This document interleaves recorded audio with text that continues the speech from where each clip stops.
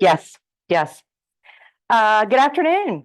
Thank you all for being here. It's 1 o'clock. We had an appointment at 1 o'clock. Zoomers, thanks for being on as well. I am keeping an eye on, so if you have any questions, just feel free to put them in the chat and I will answer as best I can. And I'm screen sharing, correct, Daniel, so they can see? Yes, yeah, that's why everything's so. Yeah, okay. Okay, so exclusive right to sell, new form, always some changes. Those of you that have not used the old form, this will be easy for you because you don't have to unlearn something and get mad because it's like, well, that's not the way that we used to do it.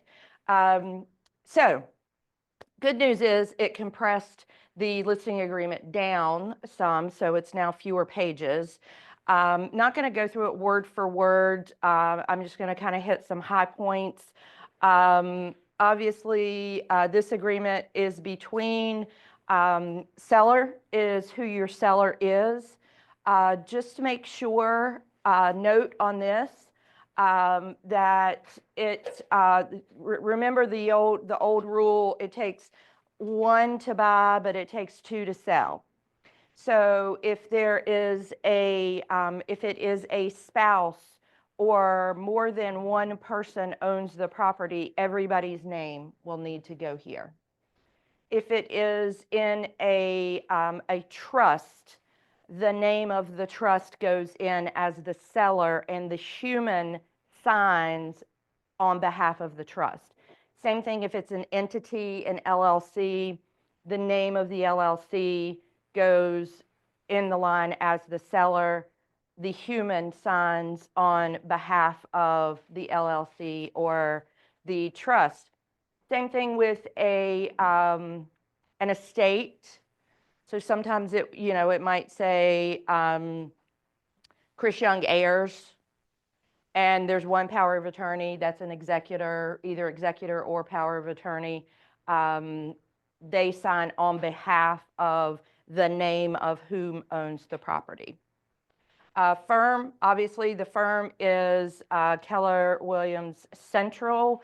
If you are your own firm, then you need to add your firm's name on there as well. So, for example, I am Ward Real Estate Group at Keller Williams. So I've disclosed my firm as well as Keller Williams. Cindy Dudley, same thing, Keller Williams at powered by Dudley Realty Group. I'm not sure how she words hers. Either way, both of them need to be on there as the firm. Services provided, obviously, read those.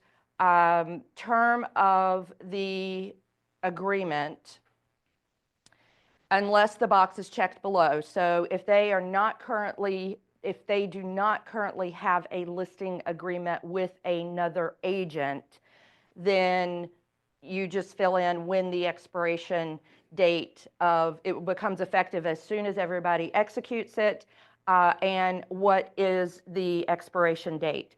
This cannot be TBD. It must be a definitive date, and it must also be a reasonable date.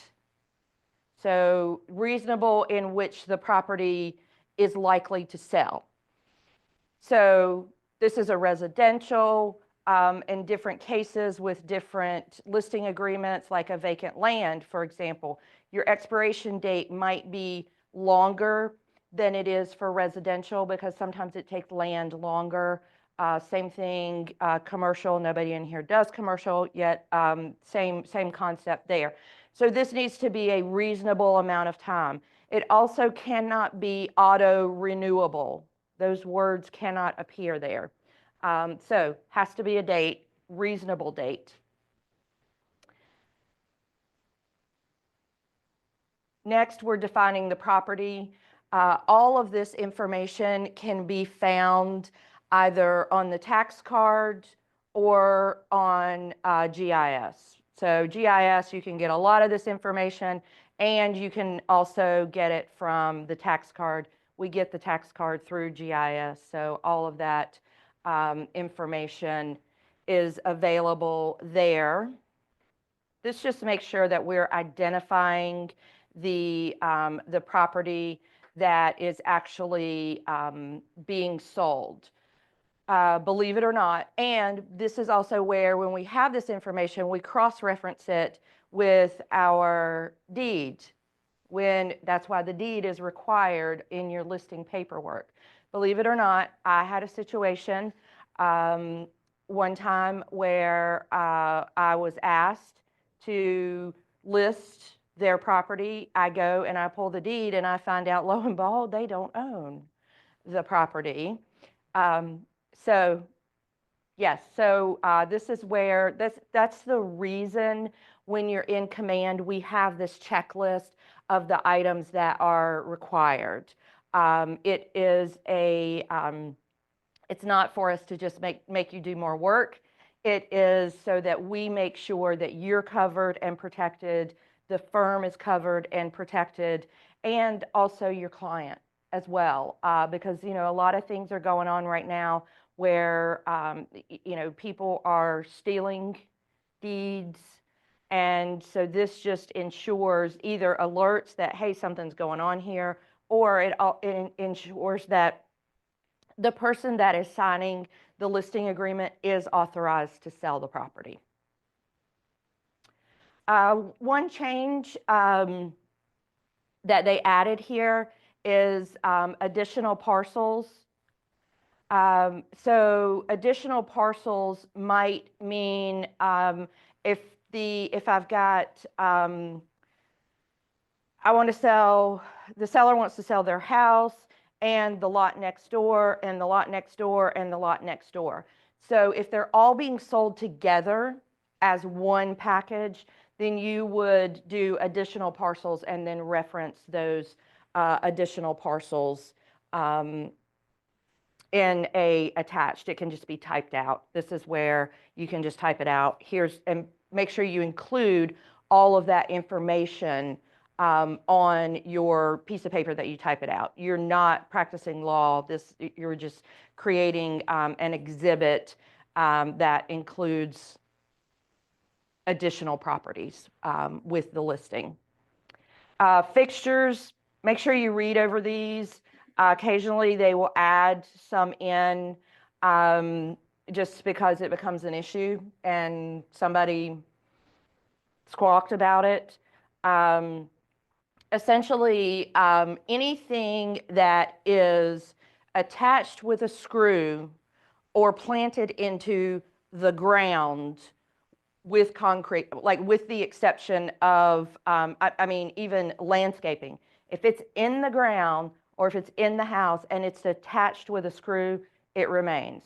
In addition to a freestanding range. That's the one thing that's not nailed down that does remain. So everything, it's all spelled out here. You know, we've run into situations where, you know, they take the dining room fixture down and then you either got to cap it or you got to replace it. It's fine. I always recommend, if you're going to remove something or exempt something, take it down before you put it on the property, before you put the property on the market, because sure enough, that buyer is going to want grandma's chandelier hanging in the entryway if you say they can't have it. Have also run into problems with as time has gone on. Many homes have decorative mirrors hanging in either the primary bathrooms or a half bath. All of that stuff remains. You can't rip the carpet out and take it with you. I mean, some of these things are silly, yet they're here because it has happened. So make sure that you read through those and educate yourself on the things that that are to remain. New thing as well, not new to this, but newer, unpair and delete data. As we've got digital things within homes now, just remind your seller to, at time of closing, they must unpair and delete any data from anything, any vehicles, like where you can put your garage, wire your garage door opener, where you hit the button on your car instead of having the garage door opener box. Those things need to go back to factory default settings. Items leased or not owned, satellite dishes, appliances, solar panels. Make sure you're asking these questions because a lot of times we just assume that, oh, there's a range in here, and we assume that it's paid for. It may not always be paid for. It might be a, what do they call it, rent-a-center or something like that. So there might be a lease on it. That would need to be taken care of at closing. Same thing with solar panels. Any items that are to be excluded, any personal property that is to remain. Number 5, listing price. This must be a definitive number. It cannot be TBD. If you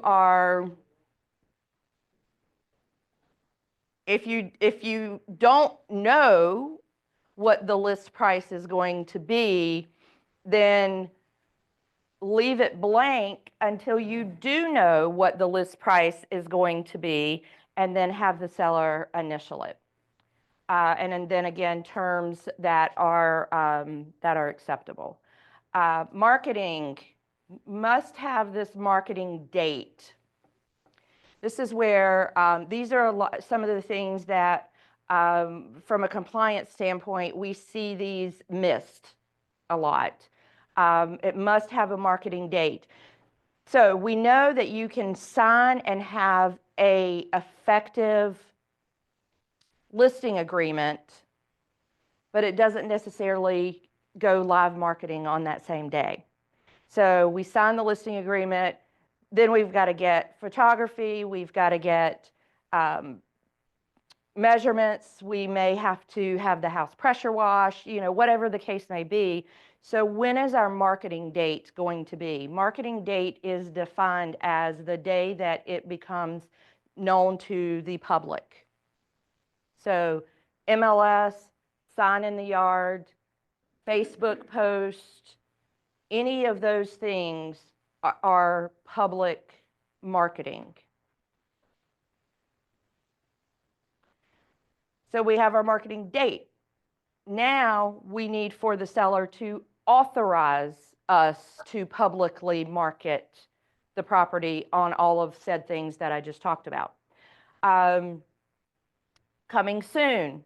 If you are doing a coming soon, and you must fill in the status of the property will change to active on. You must fill that in. Make sure you're aware, depending on which MLS that you're entering it in, what the MLS rules are on that. One MLS only allows 7 days, another MLS allows more days, so just make sure you're in compliance with the MLS that you are entering the property in as a coming soon.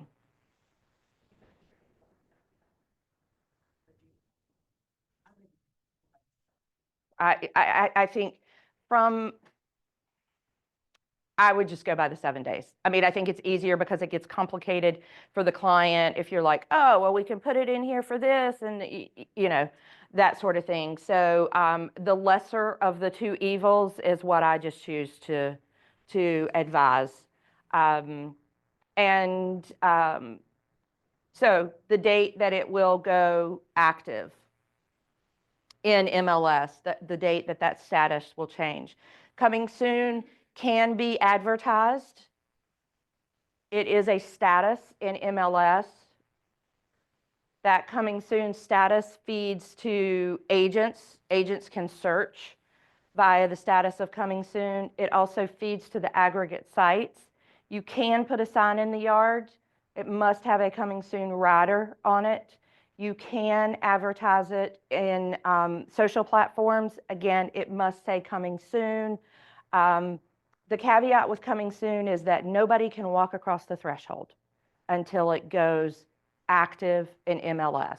When that status changes from coming soon to active, that's when people can cross the threshold. You can't show it to anyone. No other agent can show it to anyone. The seller can't show it to anyone until it is active status. Makes sense? Any questions on that?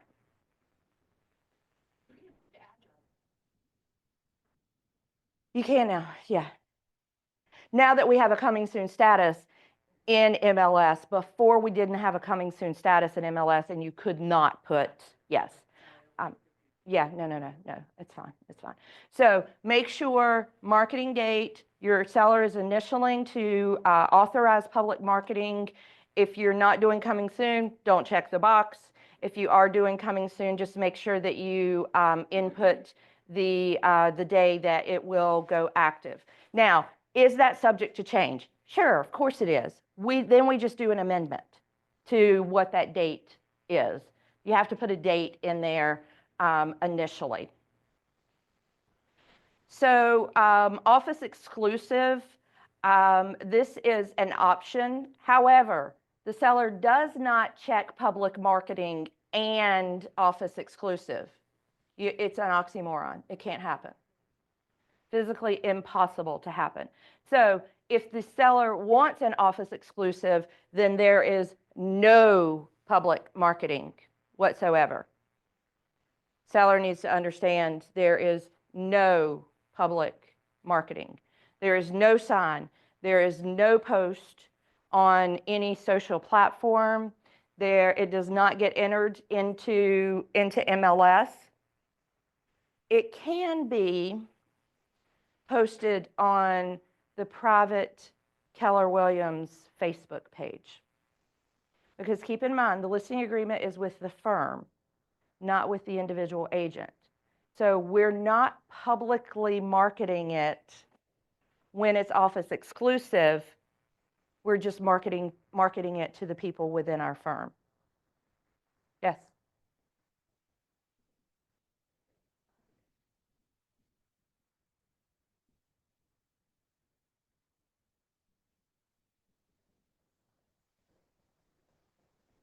No, no, yeah. It can't go out to anyone other than in the private Keller Williams. If it's in, yeah, anything that's in the private Facebook group. I don't even know that it's an option. Unless you're an administrator, I don't think it's an option that you can share it through the private Facebook page. Yes.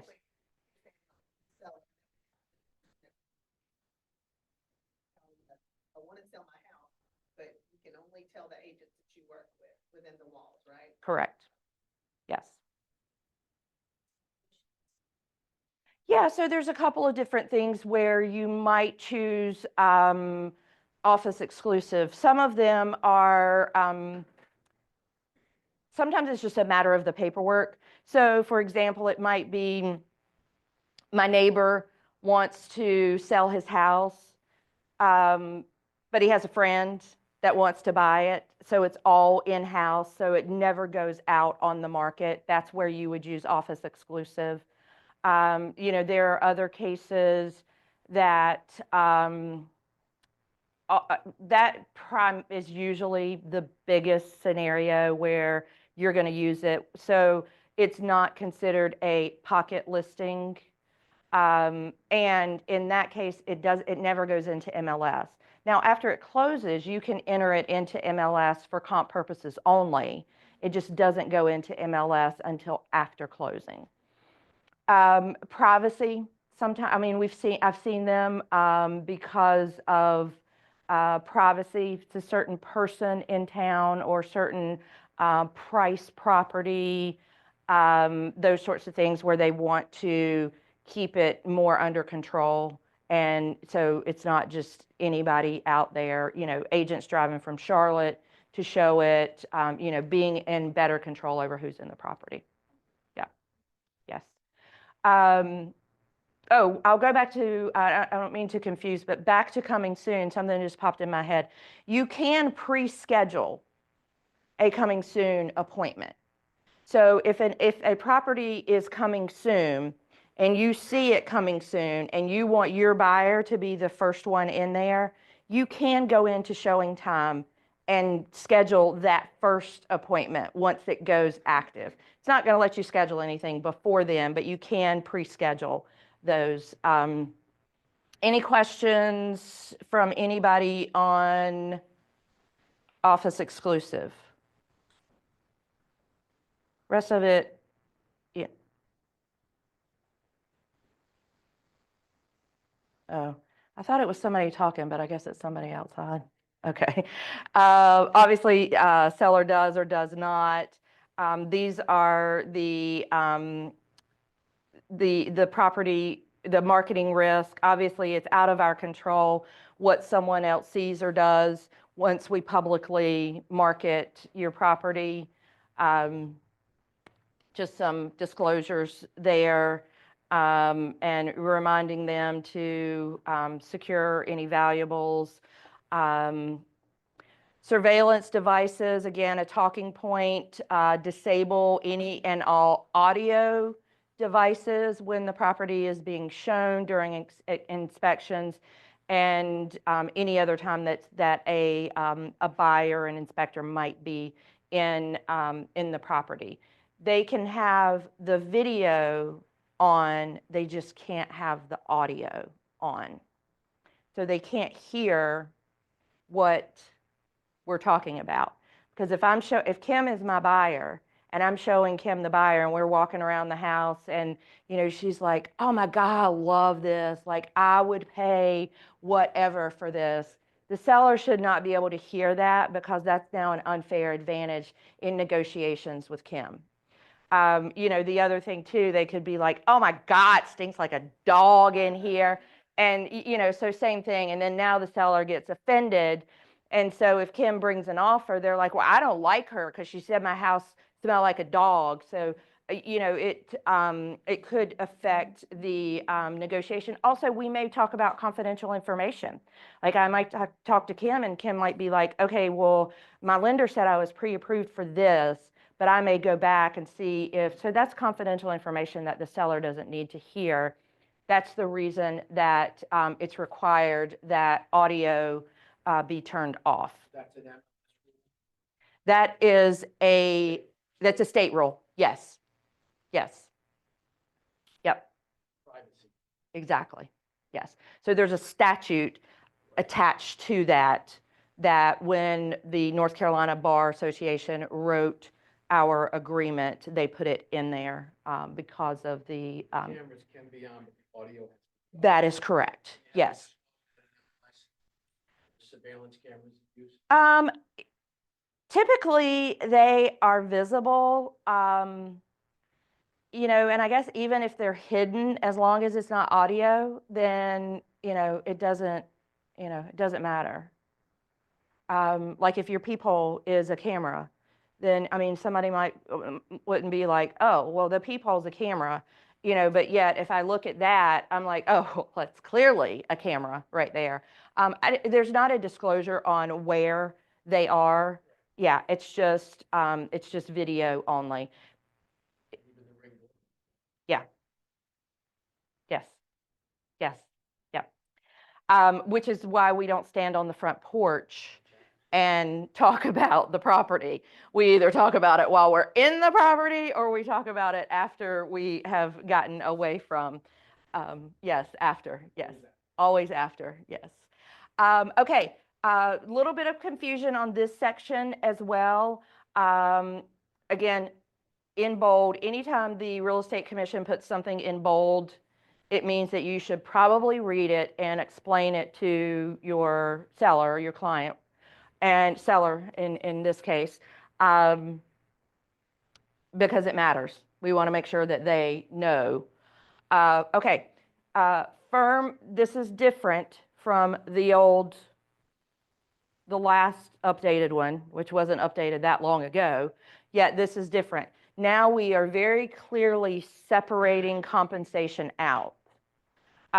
It used to be flipped the other way. In this case now, what we are doing is we are saying that the seller agrees to pay the firm.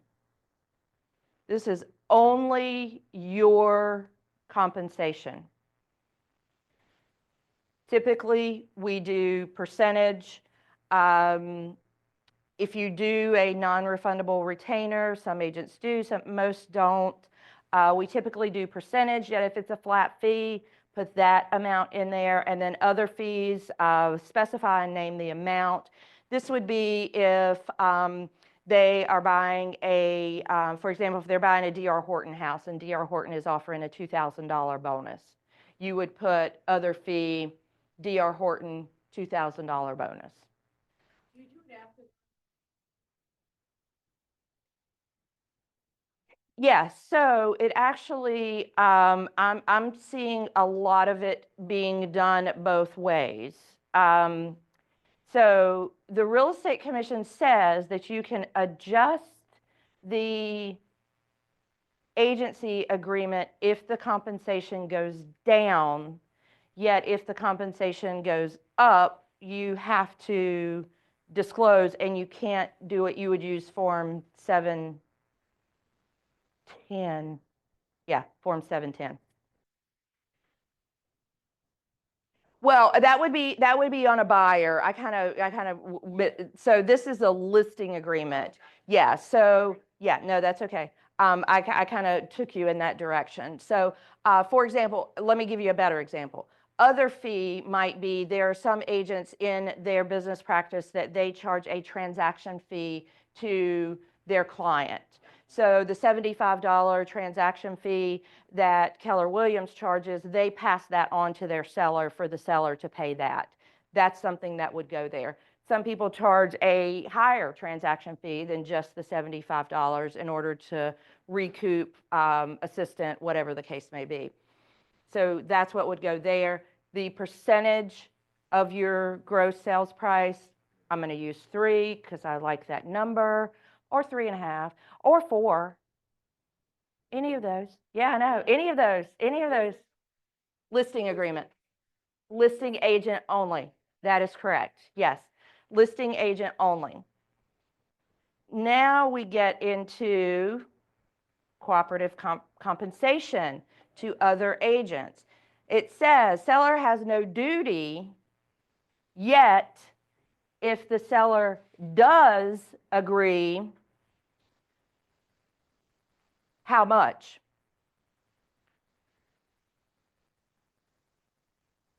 So they don't have to offer cooperating compensation, yet we have the conversation with them as to why they're advised to offer cooperating compensation, because if you're not going to offer cooperating compensation, what agent on this planet is going to show your property if they aren't going to get paid? From our standpoint, the way that our firm practices, you would check the first box. The firm is authorized to offer. And then whatever that number is, whether it's 2.5 at minimum, please, or 3, or or whatever that number is, that's what goes there. So Karen, when the seller agrees to pay cooperating broker, and he checked that, does that mean that Keller Williams is gonna pay the other broker, or does that mean that the seller is gonna pay the other broker? Keller Williams is going to pay. So you're guaranteeing that the seller is gonna pay us. That's correct. Exactly. Yeah. The way that it has always been done until the NAR settlement. And so that's where these changes have come from. Now, the seller may, again, depending on which box is checked, then that is going to reflect on who signs your Form 220, cooperative compensation. Um, Again, our firm's position on it is the seller pays the compensation to the firm pays the co-broke. That's all. Yes, yeah. It's what we recommend. Yes, yes. Yeah, it's, we do not have a firm's attached policy, so you would never check the third box.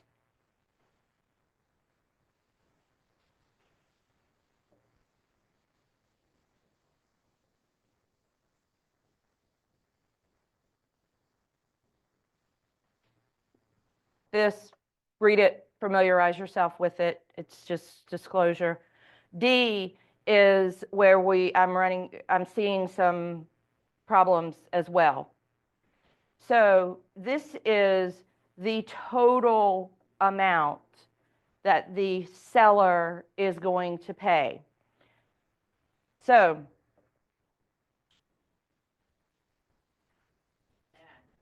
yes, it's simple math. Yes. So Daniel's right. I'm scrolling the wrong way. Here we go. Okay. B plus C equals D. Any questions about that?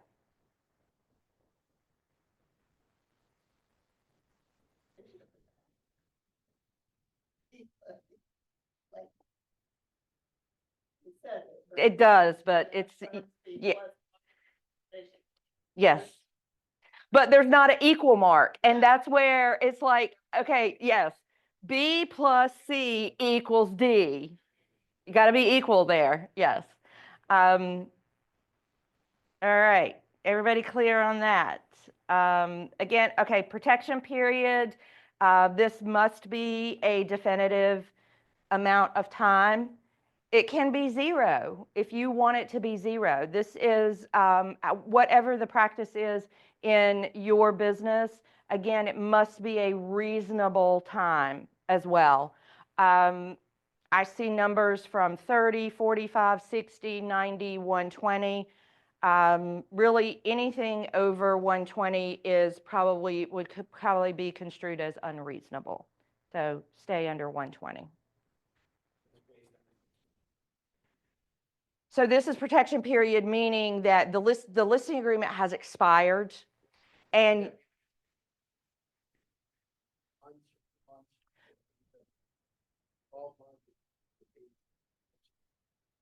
yeah, I mean, again, that number can be whatever you want that number to be. It just needs to be a reasonable amount of time. 90, Not just in class. just in general. Yeah, doesn't matter what your listing agreement term is for. Yeah, because keep in mind, this protection period only becomes valid when you notify the seller and give them a list of potential buyers within 15 days. So if you give them the list, if those buyers purchase that property within that protection period, so in this case, we're going to say 90 days, then you've still earned the compensation. The firm has still earned the compensation. Correct.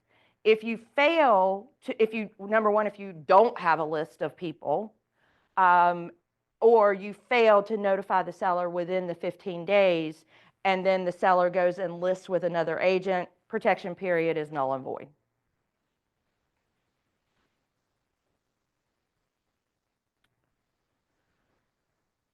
Home warranty. If the seller agrees to purchase a home warranty, the firm is compensated for that home warranty. So you will need to put, I think it's $50 that the firm is compensated. So if the seller is providing a home warranty at the time of listing, then $50 would need to go in into this blank.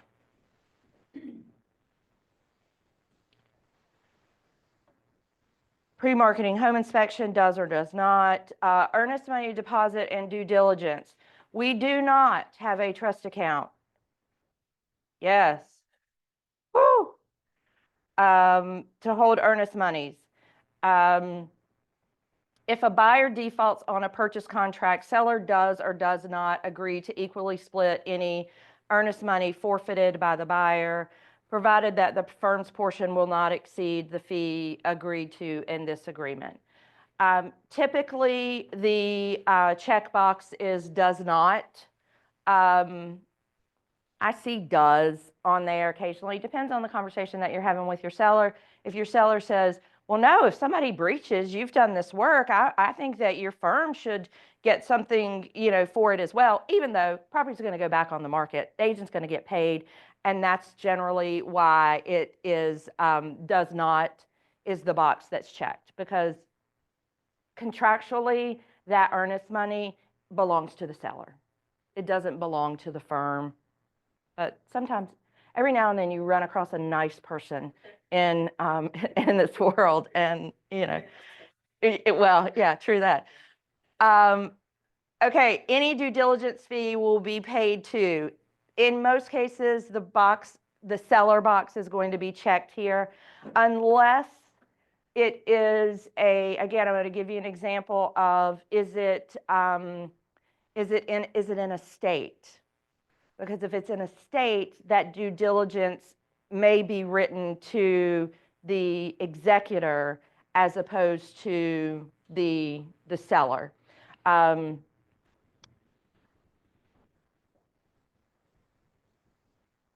now the fun part. Dual agency. Okay, guys. It's a little change from the old one. I'm not going to disagree that the wording can be a little confusing. Yet, what we advise is under B, that the seller initials firm may act as a dual agent in a transaction involving the seller.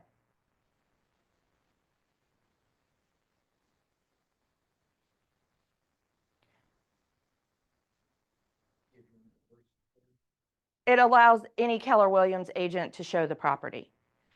If the initial firm may not act as a dual agent, it takes out every Keller Williams agent in our office. They can't even show the property, much less write an offer on it. Correct. The listing agreement belongs to the firm. So if you have a listing and I have a buyer and I show your listing, whether I write an offer or not, it's dual agency because we're both with the same firm. Got it? Right. Well, it make, yes, I know. Transaction, so it doesn't matter who sells it. Right. Not single agent. Yes. You have to operate them. Yes, that is correct. North Carolina law, yes. It may make sense as I keep going. Yes, so, so firm may act as a dual agent. Again, this is in the best interest of your seller to allow agents within our firm to show and potentially sell. Okay, now we get to the second part.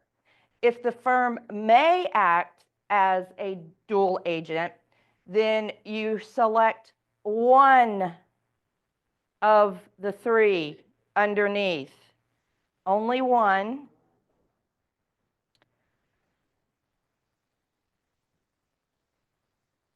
And this is where confusion comes in. I get it. the seller may not authorize the same agent to represent both the seller and the buyer in dual agency. I can see where that would potentially come up. Either the seller does not or the seller does. Either one of those situations might come up. Ideally, we would want the seller to initial the third line, that they are authorizing the firm to now practice dual designated agency. Which means, I go back to, you have an exclusive listing agreement with your seller. I have an exclusive buyer agency agreement with my buyer. You represent your seller, I represent my buyer exclusively. We do not exchange confidential information. We're both under the same roof, which makes us dual, but now we become dual designated because I'm not sharing confidential information with you about my buyer, and you're not sharing confidential information with me about your seller. Absolutely. Yes. Yes, absolutely. Because if you are a single agent, dual agent, you're walking a fine line. Number one, I'm going to say that. Are there situations or circumstances, kind of like the example that I gave before, of my neighbor wants to sell the house to his son, or whatever.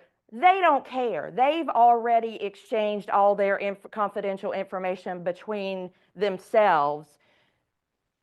So you could serve in a dual agency capacity in that situation. Would probably be the safest situation. Yet I still wouldn't recommend it. Because somebody always comes out feeling like you represented one side over the other side. Yeah. You can't serve two masters. Literally, when you are a dual agent, you are the tennis umpire, is what you are. You watch the ball go from this side to this side to this side to this side. You interject nothing. You can't represent or advise either party, either side. So my recommendation and solution to that is, if you get in that situation, or let's say you have a listing and you do an open house and a buyer walks in and says, yep, I love this house, I want to buy it. Okay, are you working with a real estate agent? You go through all of those things, and they're like, I've bought 10 houses. I'm good. I know what I want to offer.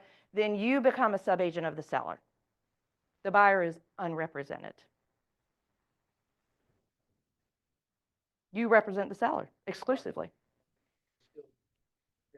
Oh yeah, you can facilitate the transaction. You just can't. Still get paid. You get paid both sides.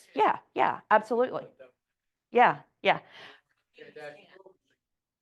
If you're a provisional broker, you cannot do that. Thank you for that clarification, Chris. Yes.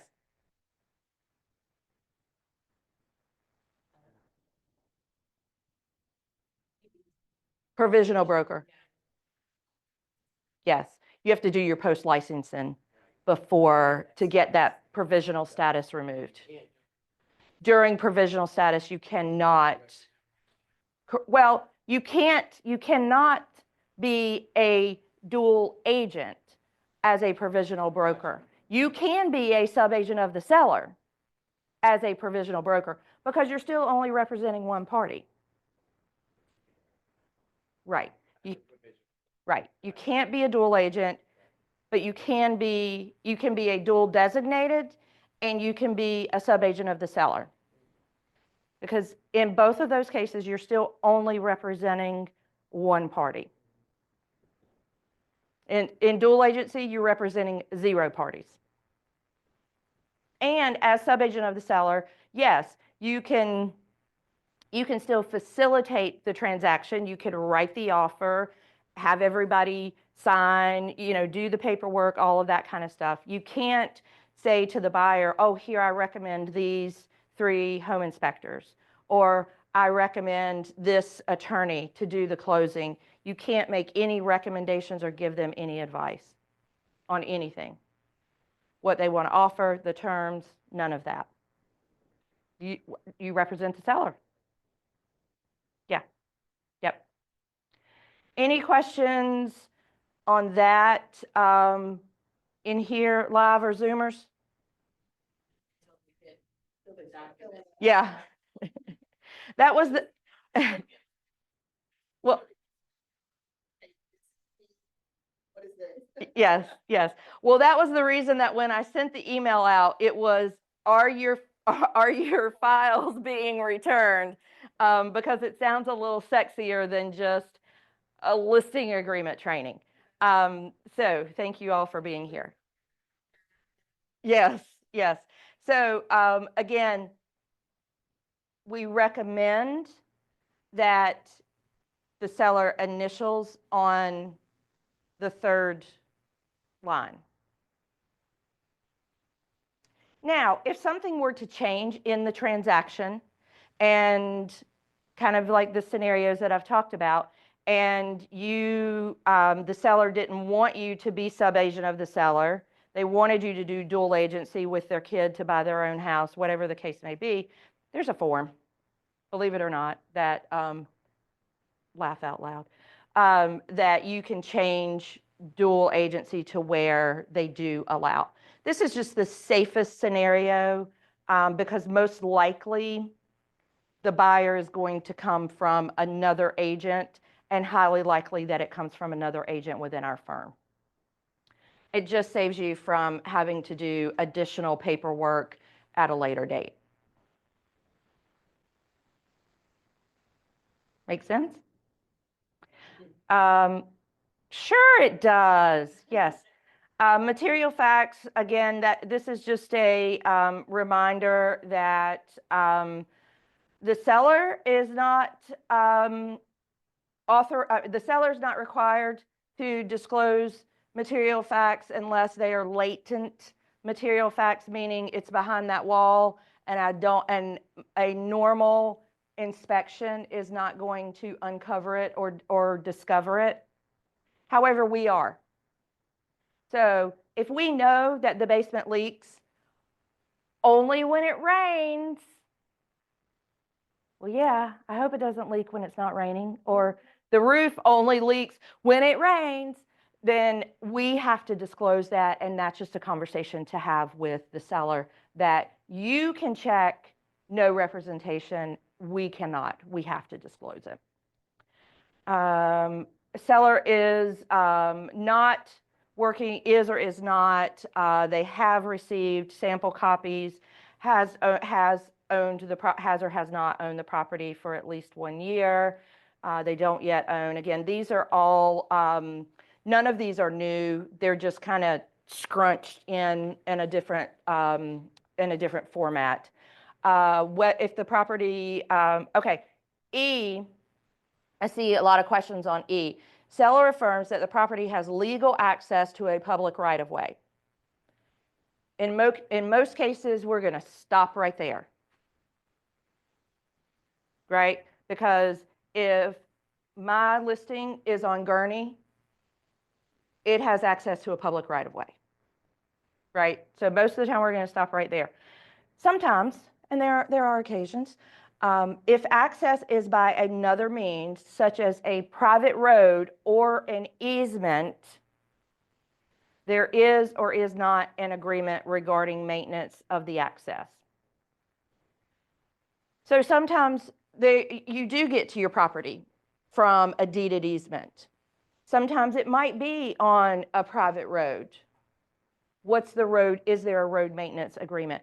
Typically, you will discover that whenever you are doing your due diligence and searching your deeds, because a road maintenance agreement will be tied to the property.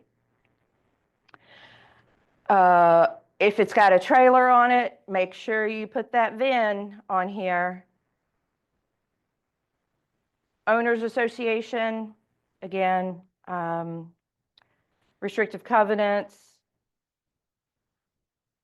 pending disputes, seller is or is not a foreign person.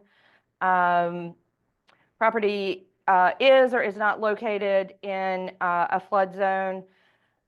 Again, the seller might not know, or this is the reason that it is a required document in your listing folder to put the FEMA flood map in there, because we need to know, because it is a disclosure for us as the agent. Yes, FEMA.org. Please, please, please use FEMA.org and use the dynamic map download. There are so many others that I see that it's just a map. Like, it doesn't tell me where the property is anywhere on this map. The FEMA.gov is the most accurate and the most reliable to be able to identify where the property is, because it gives you a red pinpoint, and then it tells you it's in zone X or it's in zone AE. So correct, yes. Termite bond, again, deed of trust, not subject to a lease is, those things are self-explanatory. Again, it talks a little bit more about surveillance, photographs and video, goes into a little further detail on why the audio has to be turned off. Federal and state law prohibit. Other professional advice: we are real estate agents. We stay in our lane. We do not become home inspectors or attorneys or CPAs or any of those things. We certainly can recommend, you should talk to this attorney, or you should talk to your CPA. Well, I don't have a CPA. Well, great. Here's a wonderful CPA that you can have a conversation with. We don't become the, we don't also, we don't walk through or look in the crawl space and, oh man, there's standing water in there. It's going to cost you about $25,000 to get that fixed. You're not the professional. You don't know that unless you have some other letters or title behind your name. Stay in your lane as a real estate educator, advisor, and fiduciary. Don't get outside. This was another one that I got a lot of calls on, the inspection costs. The good news is, for me, it was like, man, people are actually reading this and like have questions about it. Inspection costs. So unless otherwise agreed, seller must pay for all inspection costs and other professional services relating to selling the property. This duty to pay will apply regardless of whether the seller closes on the property or not. So the call that I got was like, well, my seller is not going to pay for the buyer's inspections. Nobody in their right mind is going to pay for the buyer's inspections. I'm like, no, no, no, no, no. Keep in mind, this is the listing agreement, and the listing, this is a protection for the agent and the firm. So if your seller elects to have anything done to their property prior to it going on the market, so this would be a pre-home inspection.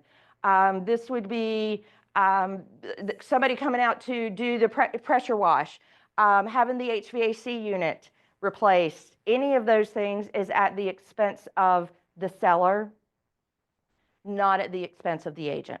Even if the agent recommends it, this is a protection so that the seller doesn't come back and say, well, you told me to get my house pressure washed, you should pay for it. Well, no, this is where this is covered. Now, we all know that many agents pay for professional photography and also for measuring. Where I'm seeing that is additional terms.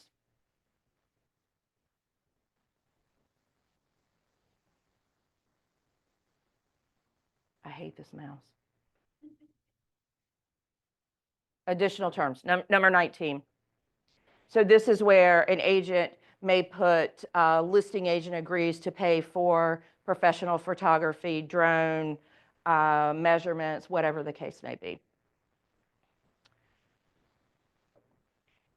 All right. Any questions on that? I've got 2 minutes. There's no questions.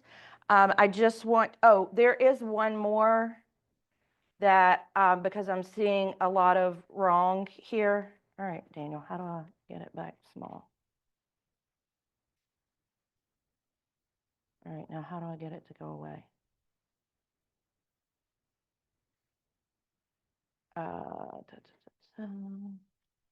Real quick.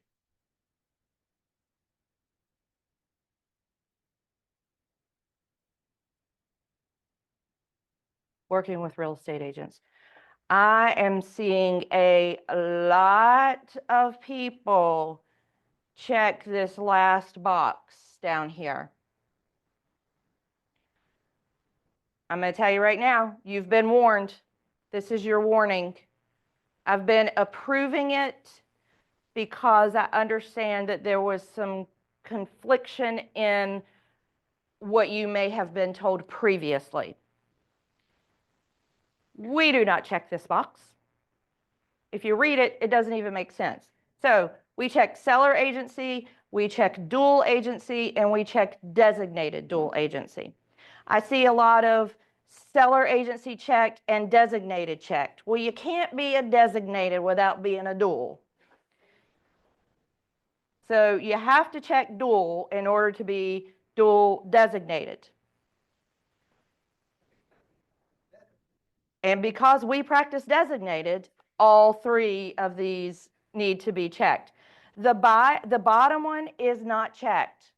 You are not a buyer agent working with an unrepresented seller. If you have a listing agreement with the seller, you are representing the seller. It's not a for sale by owner. There's a different form for that. So please, please, please make sure that you are selecting the top 3 only, not all 4. Like I said, I've been approving them, but the new law starts today. So you have a buyer's agency agreement, and you go show them a for sale by owner. You give them this with only the bottom check. That is correct. Yes. The seller. Yes. So the question was, if you are a buyer agent and you are working with a buyer and you show a for sale by owner, this is when you would check the bottom box only because they are a for sale by owner and you are a buyer agent. It's the only time that you would check that. It's a form that serves 2 purposes. I understand how it creates confusion that all of them are on there because we just think, oh, well, if there's a checkbox, we should probably check it, right? So top three only. Any questions about that? Maybe.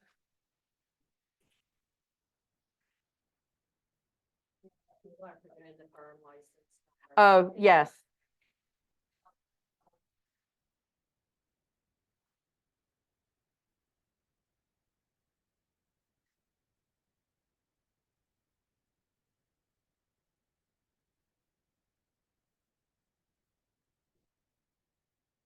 Oh, yes. So all those, like that, Karen, like all those boxes, there needs to be an answer for. Yeah, every box Every needs to, box needs an every box needs an answer.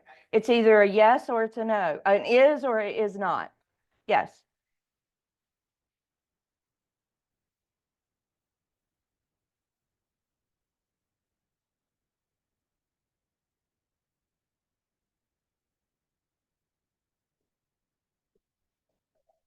Yes. Yes.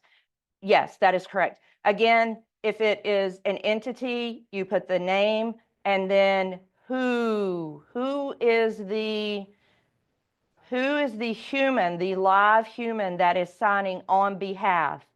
You don't sign, so in other words, let's say that I was the entity seller, Ward Real Estate Group LLC. I do not sign my name as Ward Real Estate Group LLC. I sign my name as Karen Ward, an authorized signer for Ward Real Estate Group LLC.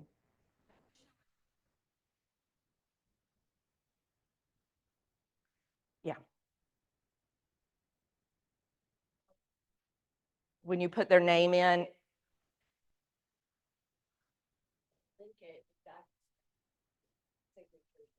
Well, I'm meant to do the Ward Realty Group. yes, That's who they're So you Yes. looking can at, physically that's the- change yes, that signatures, which is why people, I think, are screwing that up, is because they don't understand.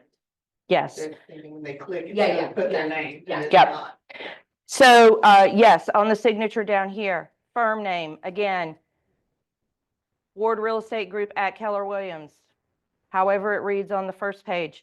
License number, this is the firm license number, C21388. Always, it's never anything different. And then your signature as the agent, and then your license number. So not your firm, like if it was Cindy, she wouldn't do the. She would sign Cindy Dudley, and she would put Cindy Dudley's no C in front of it. In other words, 210552, No, no, her no. personal license. You have to add the C. You can, yeah. I mean, she can do a slash and put both of them. The preferred required one is the Keller Williams Central. Yeah.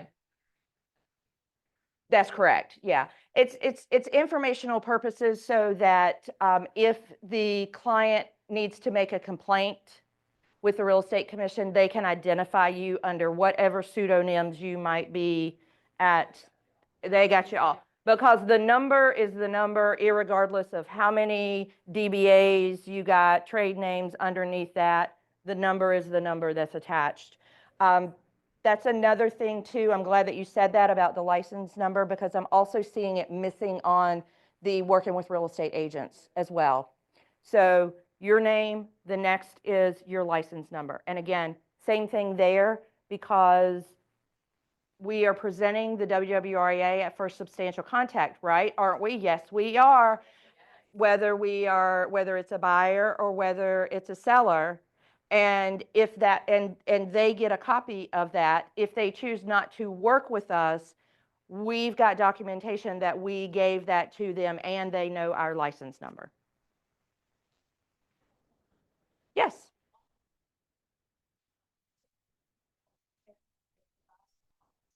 That is given to, for sale by owner, to the seller?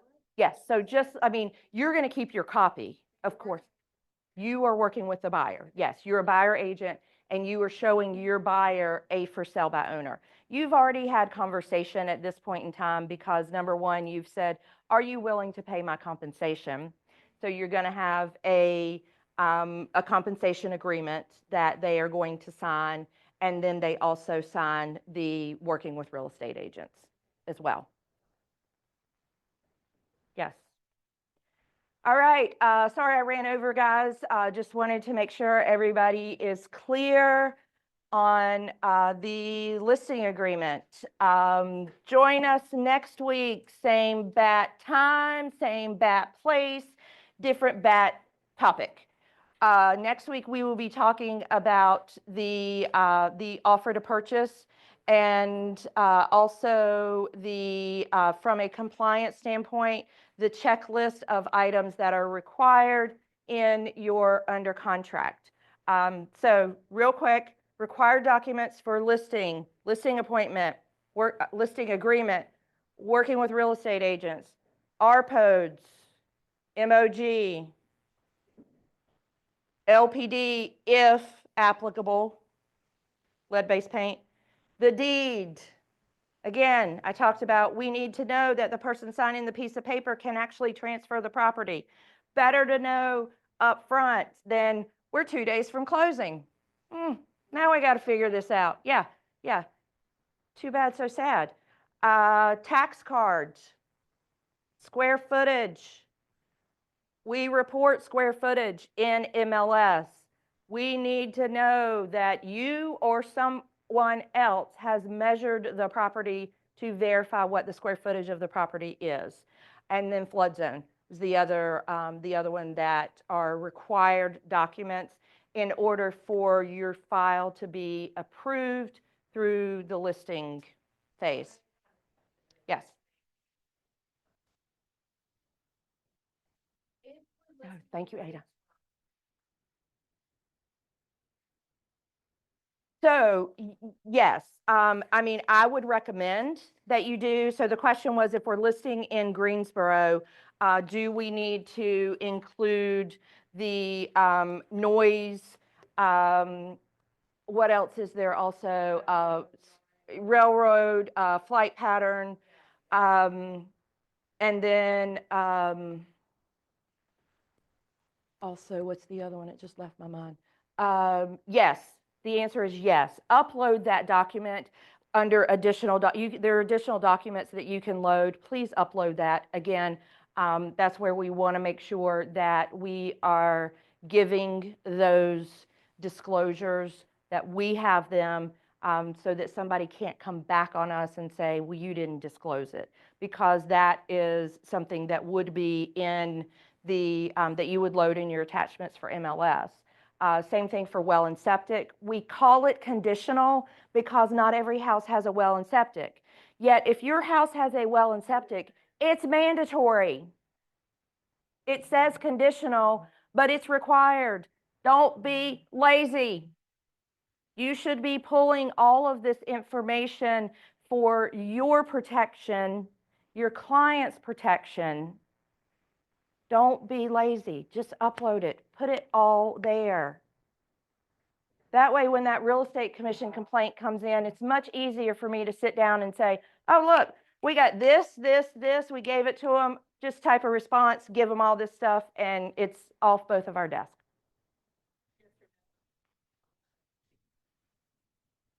So on the lists, yeah, and you, Kim, you and I are going to work on that. On the list side, the MLS sheets are going to be required because there are fines and violations associated with those if they are not properly done. So we will have some changes coming up on changes, additions, improvements coming up on compliance. Again, not to make it harder for you. Number one, to make it make more sense for you, because right now, the way it's set up right now is if you have a house that requires a lead-based paint addendum and it's under contract, and you look at your under contract checklist, there's nowhere on there that it says lead-based paint addendum. So there are just some things that we need to add that, again, they're going to be conditional, yet if it applies to your property, load it. Yeah, I know. We could talk for hours and days about this. Zoomers, I understand if you need to jump off. Thank you for being here. Thank you for being learning based, and let me know if you have any additional questions. Thanks, Mary Lee.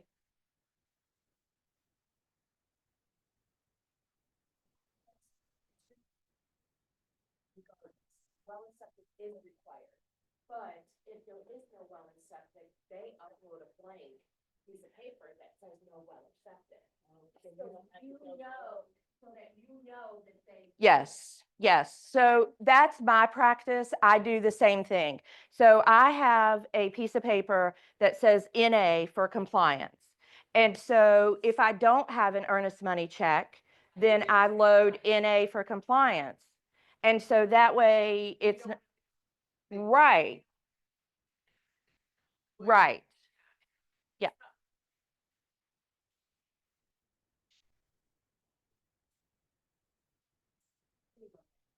Everything that's required is there, they check it off and they sign it and then upload that. Yeah. But that, Thanks for that feedback. Right.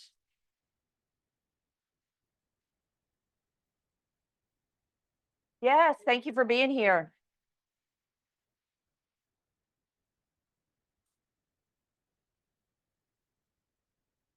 It's been on my end to do it, because I had all those documents there, I'm like, oh, no, well, that's on that, but I can look down. And then you know that you've done it, you don't have to go back and touch it again. Right. You know, if you know it already doesn't have all that, it doesn't upload all that. And then that way you don't even have to go back and look again, it's already there. And then for me, being TC, I would check the list off, but I would have the agent sign off That you've gotten it all.